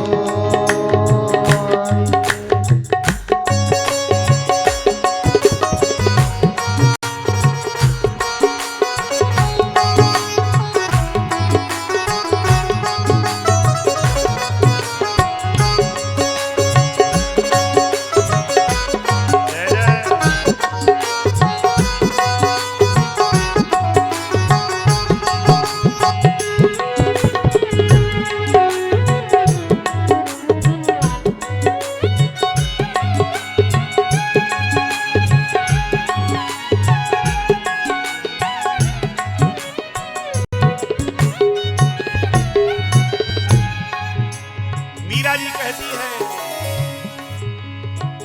घायल की गति घायल जाने, जो कहूँ घायल हो। घायल की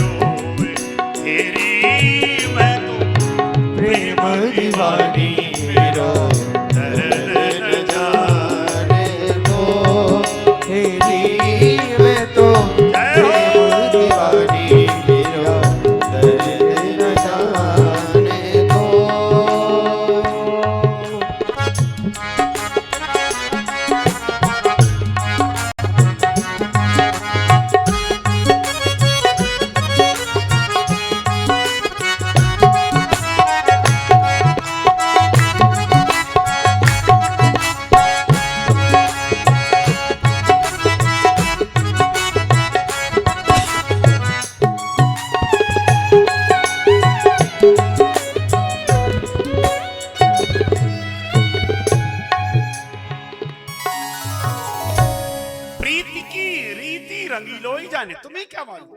तुम ये संसार को देखने वाले, संसार को जानने वाले, उस सूक्ष्म प्रेम को क्या जानो? हृदय की गति, जिसका हृदय निर्मल होगा वही तो समझेगा। राम ही केवल प्रेम पियारा।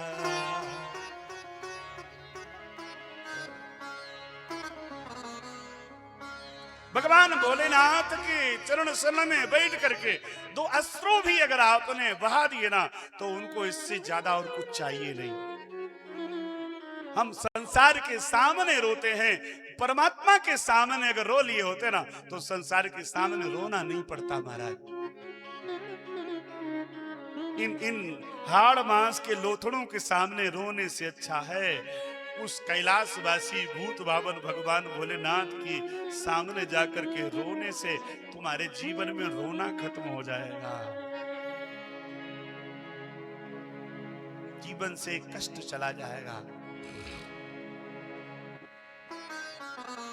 तुम क्या जानो?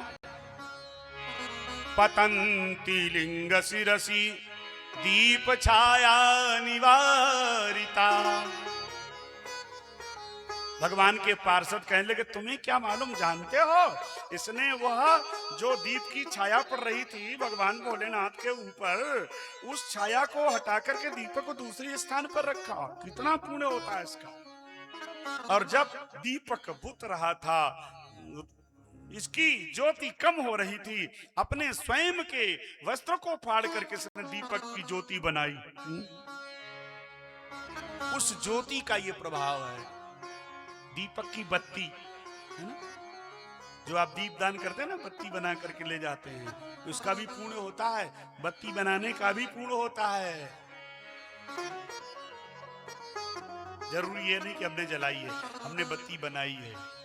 भगवान के दीपक के लिए हमने बत्ती बनाई, तो वो बत्ती कहीं तो प्रकाश करेगी, और जब वो प्रकाश करेगी तो उसका पुण्य क्या उसी को प्राप्त होगा? उसका पुण्य हमें भी प्राप्त होगा।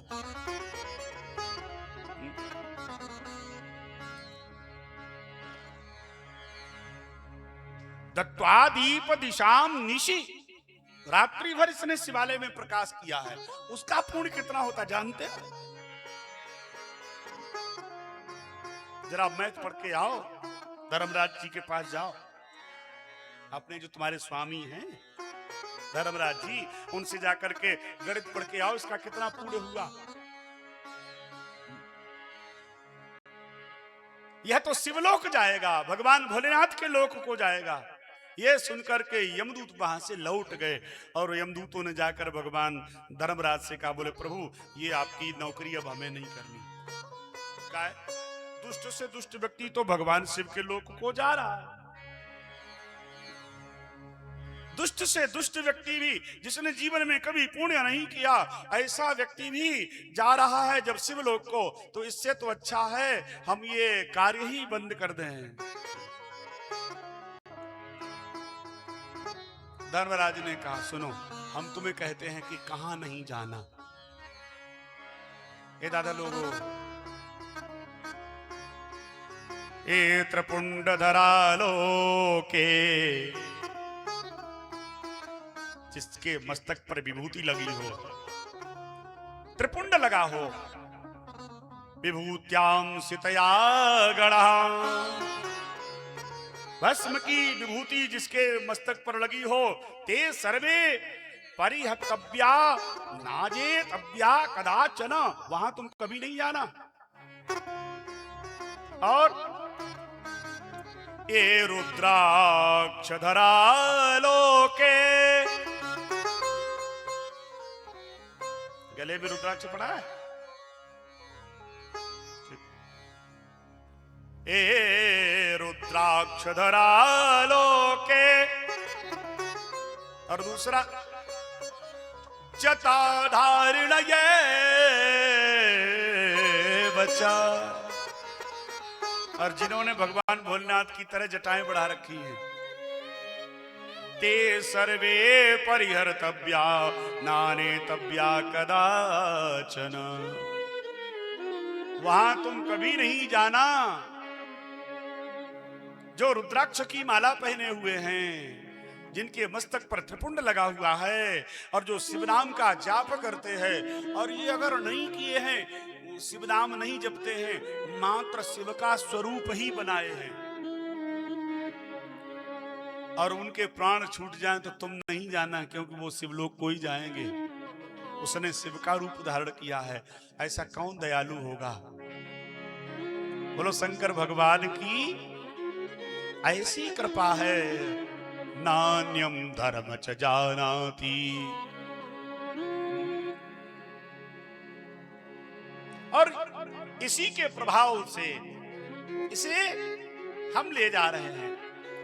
दीपक के जलाने से, दीपदान करने से कितना पुण्य होता है, शिवालय में दीपक को जलाने से कितना पुण्य होता है, यह जान करके यमराज के दूतों से कहा था भगवान के उन गणों ने, यह आगे आने वाले जन्म में अरिदम का पुत्र दम बनेगा, राजा।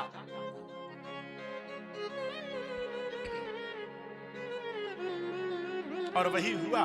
उसका जब वो शरीर छूटा, दूसरा जन्म हुआ, तो दूसरे जन्म में वो राजपुत्र होकर के पैदा हुआ। इसे पूर्व से शिव भक्ति प्राप्त थी। आप समझिए, कहां ब्राह्मण का बालक था गुणनिधि, और वो ब्राह्मण के बालक से कौन बन गया? राजा का पुत्र। राजा अरिदम बड़े ही धर्मात्मा थे, उन्होंने जगह जगह शिवालय बनवाए। तो इसने एक काम कर दिया, अपने राज्य में कहलवा दिया, सुनो अध्यादेश, हमारे देश में जितने भी लोग रहते हैं उनको सुबह और शाम शिवालय में दीपक जलाना ही पड़ेगा, और जो नहीं जलाएगा वो हमारे देश से निकल जाएगा। दीपदान अवश्य करो। भगवान शंकर के मंदिर में माताओं, कुछ नहीं तो सुबह शाम छोटा सा दीपक बना करके, घी का दीपक, बत्ती लगा के बढ़िया सा, और बाबा के सामने जला दिए, तो उससे क्या होगा? दीपो ज्योति परब्रह्म, दीपो ज्योति जनार्दना, दीपो हरतु मे पापम, दीप ज्योतिर्नमोस्तुते। उस ज्वाला से, उस प्रकाश से अंधकार दूर होता है, आपके जीवन में प्रकाश आएगा। तो एक दीपक, चाहे वो आटा का बनाओ, अगर बन जाए तो फिर आटे का भी ठीक रहता है। आटे का दीपक बना करके और भगवान शंकर के सामने जलाओ, तो उसमें क्या होगा कि बाद में भैरव बाबा का प्रसाद भी बन जाएगा।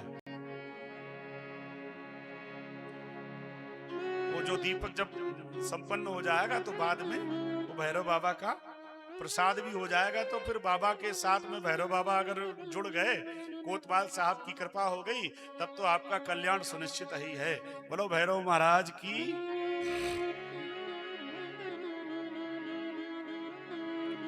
अपने राज्य में दीपदान शिवालय में करना प्रारंभ कर दिया। जहां जहां शिव मंदिर हो वहां दीपक जलाओ। तो इसलिए इस समय आप नर्मदा मैया के किनारे हैं, मां भगवती के किनारे हैं, तो एक दीपक शाम को पूज्य महाराज श्री जाते हैं, आप बहन जी भी जाती हैं, सब दादा लोग जाते हैं, एक दीपक भगवती के किनारे जाकर अपने परिवार के नाम से जलाओ, पितरों को तृप्त करने के लिए, अपने घर के दीपक को बढ़ाने के लिए, कुलदीप को बढ़ाने के लिए दीपक जलाओ।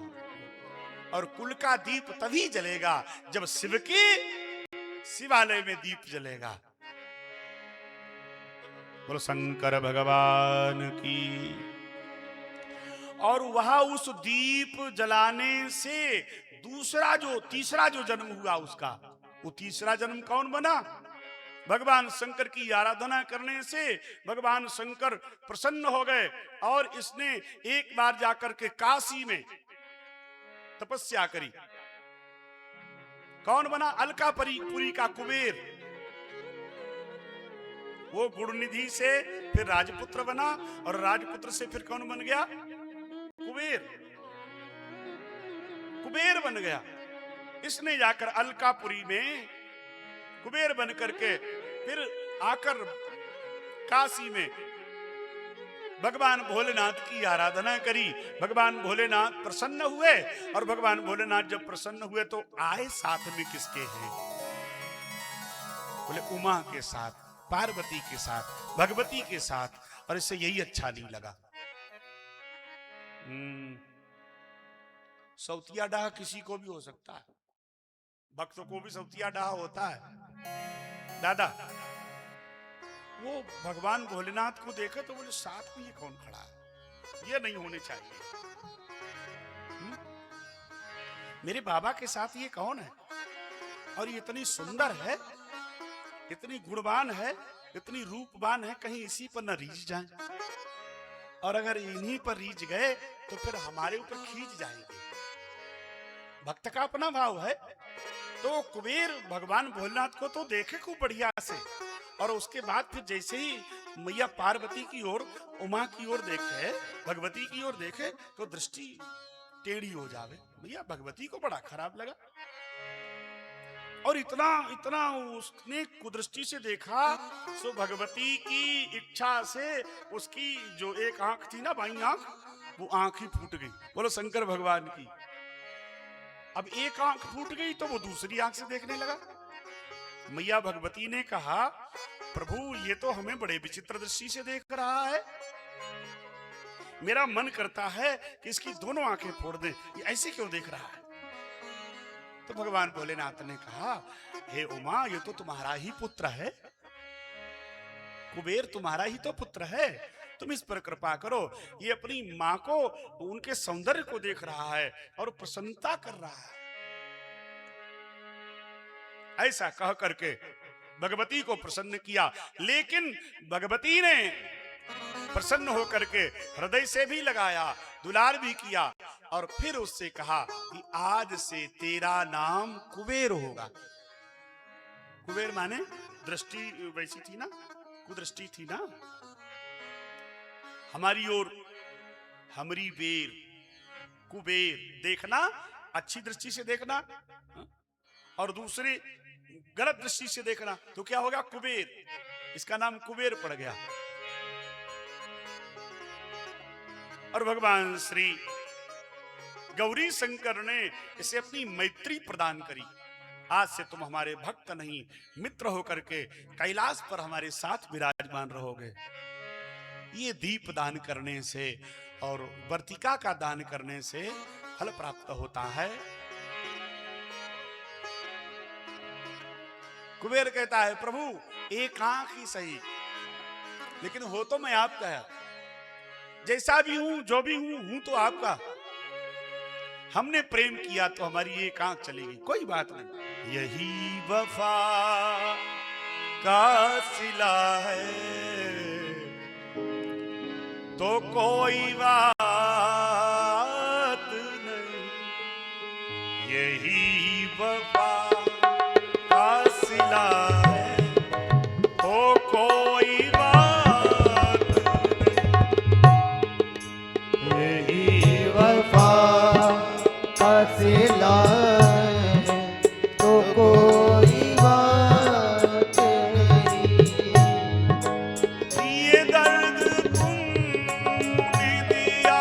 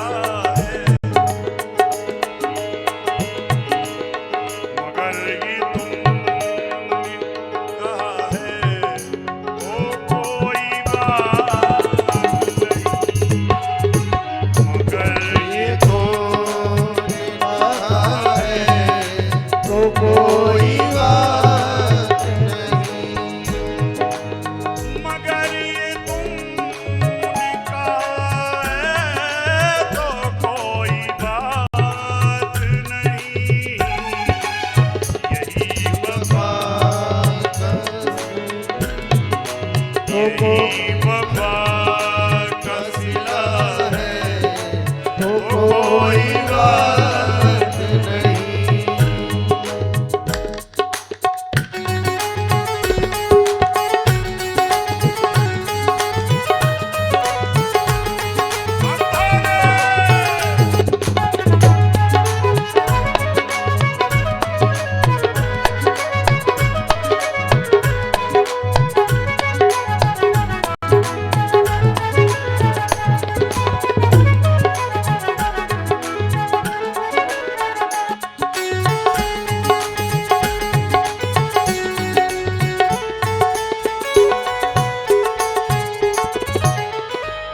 यही बहुत है कि तुम देखते हो साहिल से। यही बहुत है कि तुम देखते हो साहिल से।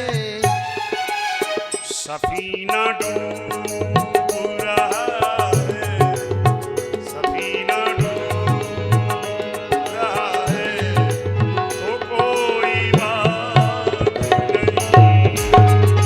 सफीना न डूब रहा है तो कोई बात नहीं। ये दर्द तुमने दिया है, तो कोई बात।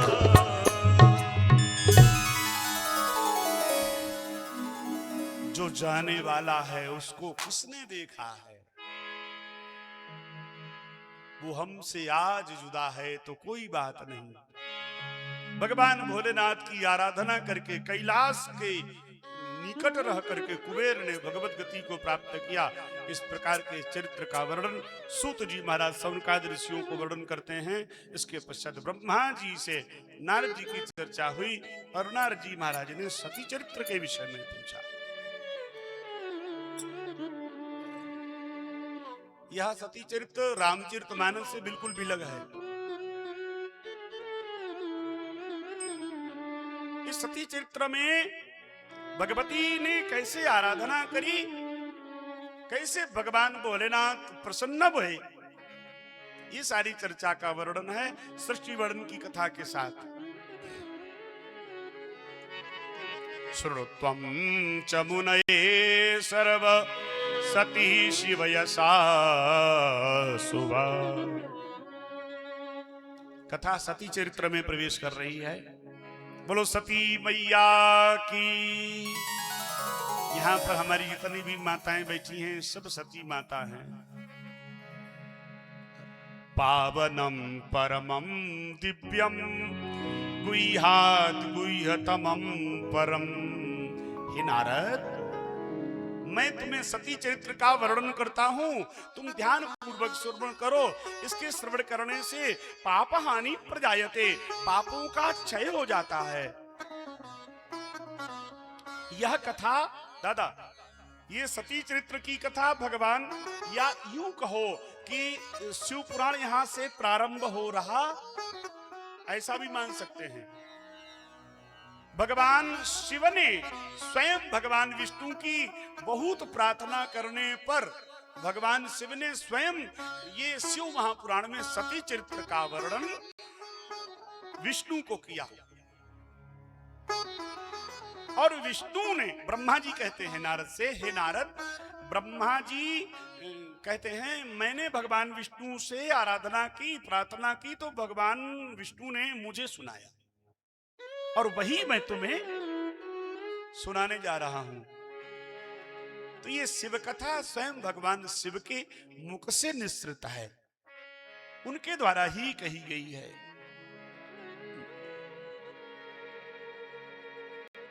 भगवान शिव के मन में भाव आया कि मैं अपना विग्रह विस्तार करूं। तो विग्रह विस्तार करने पर भगवान भोलेनाथ ने अपने दक्षिणांग से ब्रह्मा को और शिव ने वामांग से भगवान विष्णु को प्रकट किया।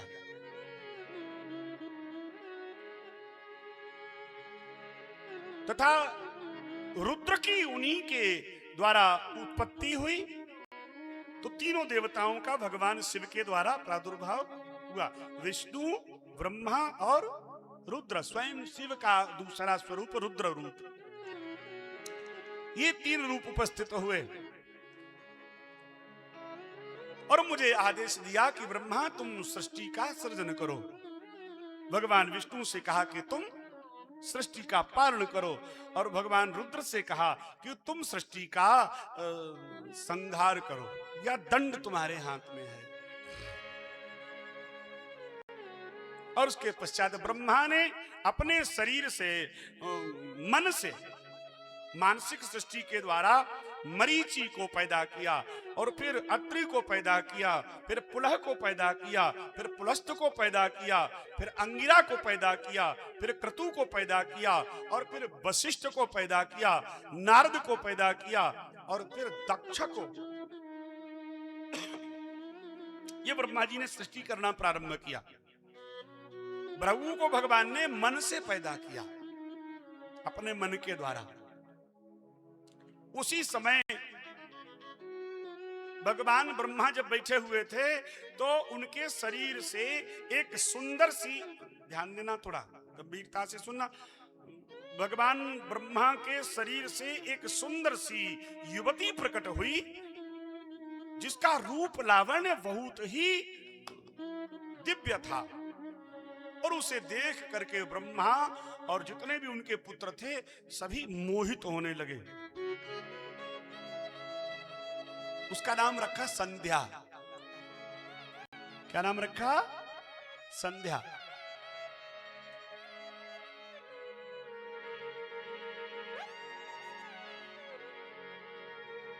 उसके जैसा कोई सुंदर था ही नहीं। नताद्रसी देवलोकेन मृत्युर्न रसातले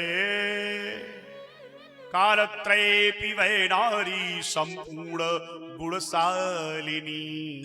सभी गुणों से संपन्न हुआ सुंदर सी देवी स्वरूपा स्त्री, उसे देख करके सब मोहित होने। तभी वहां पर ब्रह्मा जी के शरीर से एक पुरुष प्रकट हुआ और उस पुरुष को उसी भांति सुंदर देखा। तो उसने कहा हमारा नाम बताओ और हमारा काम बताओ। ब्रह्मा जी ने कहा तुमने मेरे मन का मंथन किया इसलिए तुम्हारा नाम होगा मनमथ। ये काम के ही नाम हैं और काम के कई स्वरूप हैं दादा। जो मन का मंथन कर दे वो कौन है? मनमथ, कामदेव।